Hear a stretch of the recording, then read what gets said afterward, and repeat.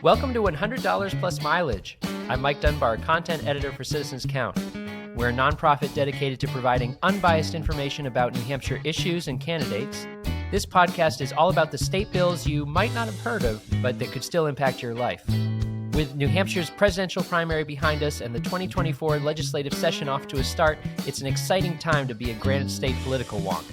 Speaking of political wonks, I'm joined on this podcast by the one and only Anna Brown, Director of Research and Analysis for Citizens Count. Anna, I think this is an exciting time. How would you characterize your feelings about the upcoming legislative year? I mean, lots of feelings, but it kind of reminds me of on college applications when they made me describe myself in 3 words. So I'm going to do the same thing with the legislative session, and my 3 words are curriculum, housing, and kangaroos. If you know, you know. Oh, wow. Okay. I'm going to have to think about that one. I'm sure they figured it out, though. All right. Well, today we have a bill related to animal rights, not kangaroos, though, and hunting restrictions surrounding coyotes. No, Mike, the coyote thing, that's clearly you've been corrupted by your time in Nashville. Okay. Potato, coyote, whatever. Coyotes have long been vilified in New Hampshire and across the country. Generations of farmers learned to despise these predators for ravaging livestock. New Hampshire hunters can target coyotes all year long with no bag limit. Advocates argue that the coyote's bad reputation is unfair, however.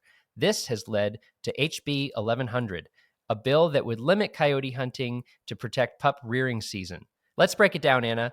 Tell me a bit about coyotes in New Hampshire. Have they always been here? No, I learned coyotes arrived in New Hampshire in the mid-20th century as their population moved east across the country from the Midwest. The first verified account of a coyote in New Hampshire came in 1944, and the population grew statewide during the 70s. Yeah, they seem to have gotten a bad rap. They're usually depicted as stealing farmers' chickens, making off with babies in the dead of night, chasing roadrunners. Are they really so bad?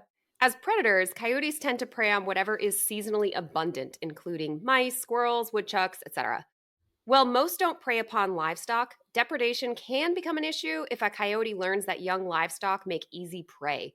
According to the New Hampshire Fish and Game Department website, coyotes can actually help farmers by controlling rodent populations. Coyotes pose little threat to humans, although there is some concern that may change as developments push into natural habitats. Also, let's not pretend I'm a wildlife expert. Most of that came from the department's website. Fair. Okay, so now that we have a lay of the land, let's talk about today's bill, HB 1100. What can you tell us?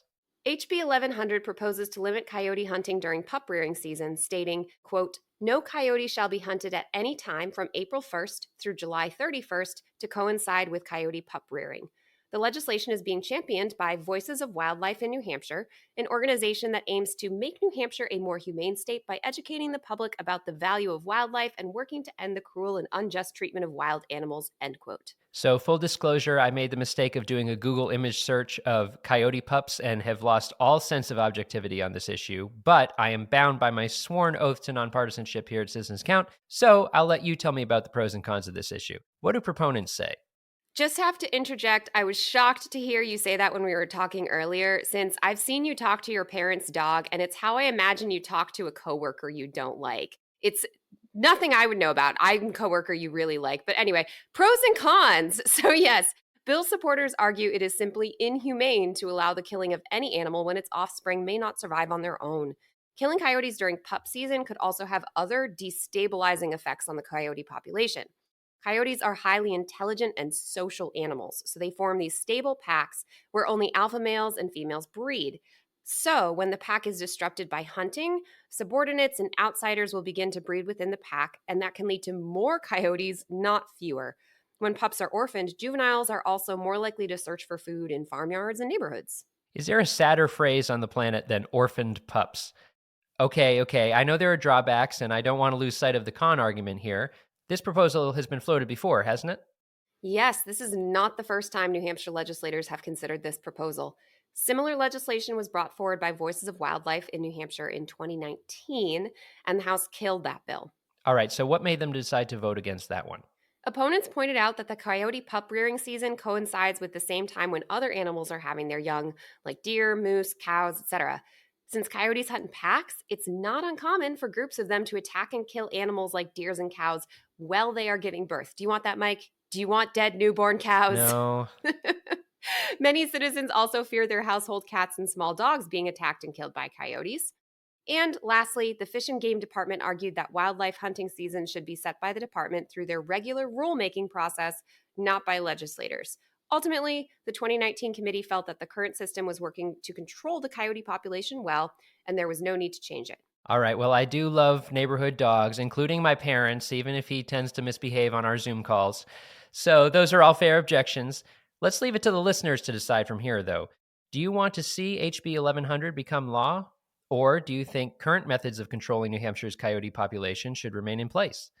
This bill will have a public hearing on February 6th, 2024, in room 307 of the Legislative Office Building in Concord. Go make your voice heard, New Hampshire. All right, Anna, and with that, it is time for our fun closing segment, Only in New Hampshire. What do you have for us? You know, funny, you say fun, but I feel like I'm once again going into disasters, which I feel we have done more than once. Not exactly fun, but New Hampshire has been dealing with some devastating flooding this year. So I wanted to look back in time about the history of that in New Hampshire. Let's look at the flood of 1936. At 12:30 in the morning of March 20th, 1936, it was reported that the Merrimack River in Manchester was 16.7 feet above the top of the dam and rising. In Nashua the next day, where the Merrimack, Nashua, and Sauhegan rivers all came together, flooding left the city's industrial section 10 feet under.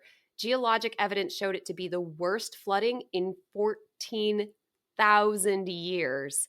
Thousands of people were evacuated, thousands lost their home, and hundreds died. To this day, it's the highest the Merrimack has ever reached. And I found a WMUR report that said 300 zoo animals died in Manchester, which is nuts to me because I didn't even know Manchester had a zoo. Anyway, this crazy flood led to the passage of the Federal Flood Control Act of 1936. Along with subsequent legislation, this law brought about a series of flood control dams and reservoirs built and operated by the federal government. In New Hampshire, there are now 7 flood control dams built by the U.S. Army Corps of Engineers, many with associated reservoirs, located in Webster, Peterborough, Franklin, Hopkinton, Ware, Keene, and Surrey. Wow, that's amazing. I didn't know that any of that, actually. No, and it's funny. I feel like there have been these really devastating events in the past. Like when you think about thousands displaced from their homes, and whatever the population, how much less it was in 1936. And we've never learned about it. I will say, though, this is much less horrifying than that crazy molasses flood that happened, which I think was in Boston.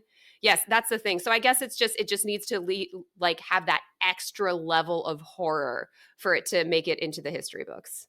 Right, exactly. All right, well, with all that horror and destruction and sad animals out of the way, let's wrap it up for this episode of $100 plus mileage. You can find more information and episodes at citizenscount.org. This podcast is made possible by a generous grant from Northeast Delta Dental. We also like to thank Franklin Pierce University for producing and the Granite State News Collaborative for hosting. Our theme music is composed by me, Mike Dunbar. Lastly, we thank you for giving us a listen and thinking about how you can be part of what makes New Hampshire by the people, for the people.